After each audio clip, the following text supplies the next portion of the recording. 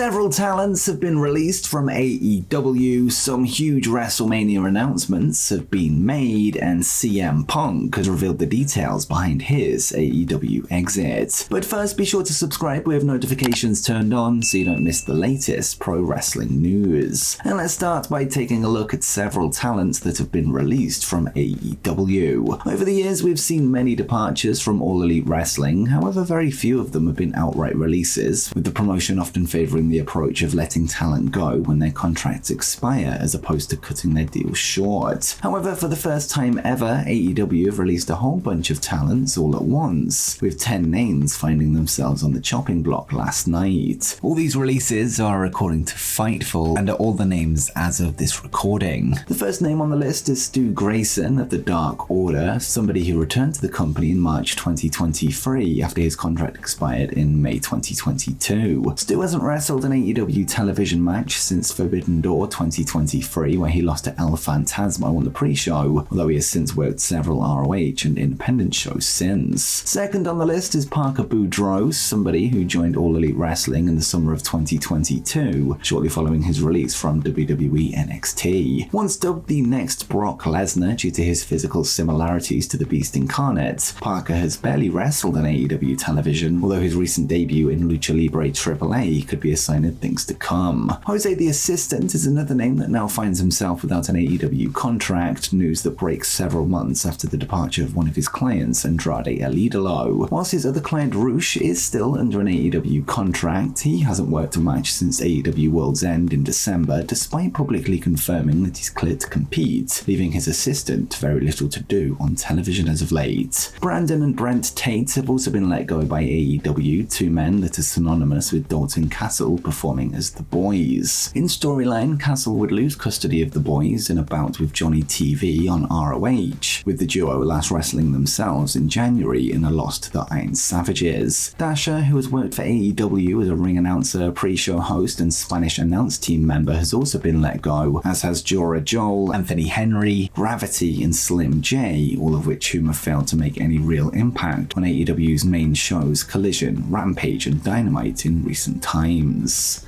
And next up, WWE have announced several plans for WrestleMania, including the cards for both nights. Let's start by taking a look at the announcement for who will induct Paul Heyman into the Hall of Fame this Friday night, with Heyman finding himself as the headline act for this year's class in Philadelphia, the home of ECW. On last night's episode of Monday Night Raw, undisputed Universal Champion Roman Reigns revealed that he will be the one to induct his wise man into the Hall of Fame this year, an announcement made during a backstage segment involving The Rock, Paul Heyman, and Solo Sikoa. Heyman has a long history with the Anoa'i wrestling family and has known Roman since the tribal chief was a young child backstage at shows with his father, with the two having been aligned on screens since August 2020, leading to the head of the table character that we see today. The news stomps out any internet speculation that Heyman's induction could lead to the return of Brock Lesnar as his inductee, with the legal situation surrounding the Beast still preventing him from being used at this point. And speaking of the Hall of Fame and the bloodline, it was also announced last night that Leah Maivia, the grandmother of The Rock, is another name that will be honored this year in the Hall of Fame class of 2024. Leah herself was a wrestling promoter in the 80s, taking over the NWA's Hawaiian territory, Polynesian Pro-Wrestling, following the death of her husband, High Chief Peter Maivia. The Rock would take to Instagram to pay tribute to Maivia following the announcement, and he would write, "I'm honored to announce that I will be inducting my grandmother, Leah Maivia, into the WWE Hall of Fame, class of 2024. One of the first ever female promoters of professional wrestling. She was a trailblazer, she was a protector of our family, she was the real final boss."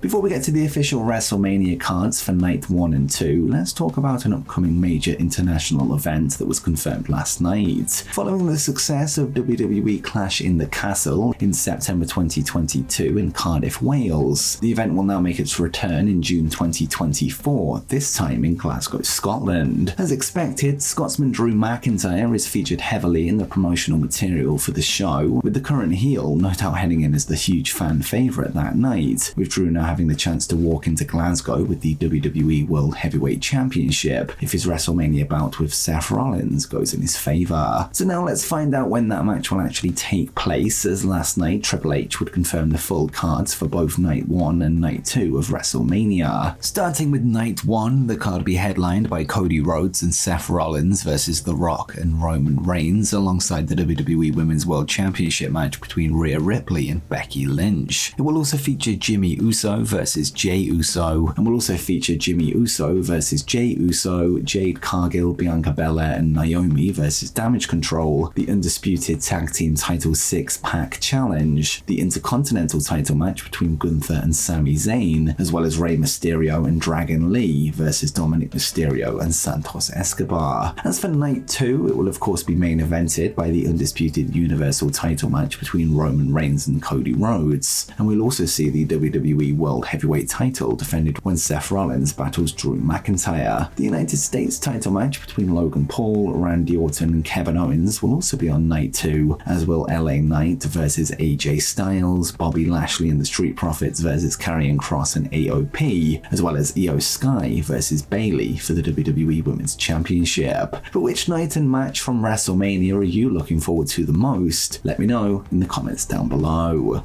And next up, CM Punk has revealed the details behind his AEW exit. CM Punk's AEW career would come to an unfortunate end, with his run often being marred by backstage rumors and dirt sheet reports that tarnished what was at one point considered to be one of the best chapters of his career to date. Last night on Ariel Helwani's MMA Hour, Punk would appear in the studio to discuss his time in All Elite Wrestling, as well as his return to WWE. And given that the interview was almost 2 hours long, it's going to be impossible to cover everything here today, although I'll do my best to cover all of the important information. Before we get into the details though, let's just take a look at one clip of Punk wishing everybody involved the best, and he would say, when it comes to, like AEW and all that, I genuinely don't regret my time there. I'm just brutally honest about some things, and you ask questions, and you're a real journalist, so gleefully go ahead and answer it. And it's done. I hope they're happy. I know I am, and I would like to kind of leave it at that. So let's get into the details themselves, as Punk would confirm that the words expressed during the now infamous media scrum following All Out 2022 was nothing Tony Khan hadn't heard before. He was unable to discuss anything that happened during the backstage incident that followed, involving himself, the Young Bucks, Kenny Omega, and Ace Steel, although he would say that the NDA wasn't signed to hide anything that he did. He would also be asked if the torn tricep that he suffered that night occurred during the match or during the backstage fight, something Punk was unable to confirm or deny, so make of that what you will. He would also reiterate that he feels that there was a concerted effort to slander his name in the media by certain leakers within the promotion, feeling that many didn't want him in the company from day one. Despite rumors that Punk was responsible for Colt Cabana being fired, rumors that began this drama to begin with, he would point out that Colt was never fired and that he still isn't being used on television to this day. Interestingly, Punk would also reveal that he had 2 contracts with All Elite Wrestling during his time there, one as a wrestler and one as a consultant to Tony Khan, which confirms that he did in fact have somewhat of an elevated role over the typical wrestler on the roster. Regarding the final nail in the coffin for CM Punk's AEW run, that being the backstage incident with Jack Perry at All In, here's what Punk would have to say regarding his side of the story and Tony Khan's initial idea of splitting the roster to keep Punk separate from those that had heat with him, and he would say, and then the second day we have this show, I'm sitting in catering, minding my own business, and Tony Schiavone comes and gets me, and he's like, hey, I really need your help. And I was like, what? Jack is, cussing me out, and he's cussed out Mike Mansouri, and he cussed out Daryl from production, and he's cussing out the doctor right now. Why? What? And I was immediately like, dude isn't supposed to be here. I was told people are getting separated, so there's not problems, and you don't want me involved in this because just like everything else I've explained before, like, y'all need to handle this, because if you don't, I'm going to handle it, and you're not going to like the way I handle it. So he's begging me, now please, he drags me out of catering, I go up. I said, Tony, you really want me doing this? Yeah. And I walked up to Jack, and he was sitting in a car. What he wanted to do, it was a rental car. What he wanted to do was smash the window of the rental car with a pipe. And I was just like, it's a rental car. And I very politely, because I like Jack, I was just like, Doc's told you no, Daryl's told you no, Mike's told you no, Shivani's told you no, and now I have to tell you no. And apparently you've cussed them all out. So I'm telling you no. We don't do that here. If you want to do this, go to Wednesday and do it, right? And he had no problem. He said, okay. He said, well, I just thought it was a really cool idea. And I said, it might be, but this is a rental car. Boys ruin it for the boys. You're gonna smash the window of a rental car and you're gonna return it with no fucking window, and now whatever national budget hurts, whatever, is gonna be like, don't rent cars to pro wrestlers anymore. This is a thing that's happened. Right. This is, you know, so I wasn't trying to throw my weight around. I wasn't like, this is my show and you gotta get out of here. I was just like, this is fucking dumb, man. And he wanted to do it because so he didn't have to fly back to Canada. And I, you know. The lack of authority from AEW President Tony Khan was a prominent theme of the interview, with Punk feeling that things may have turned out differently if certain things were addressed head-on as opposed to being left to fester and grow. The situation would of course come to boil at AEW All in London, this after comments made by Jack on screen aimed at Punk regarding Real Glass that led to a backstage confrontation. And here is CM Punk's account of what went down. I went to Tony and I was like, please handle that. Like, please. And he was like, what do you want me to do? And I was like, I'm not telling you what to do. Just be the boss, please.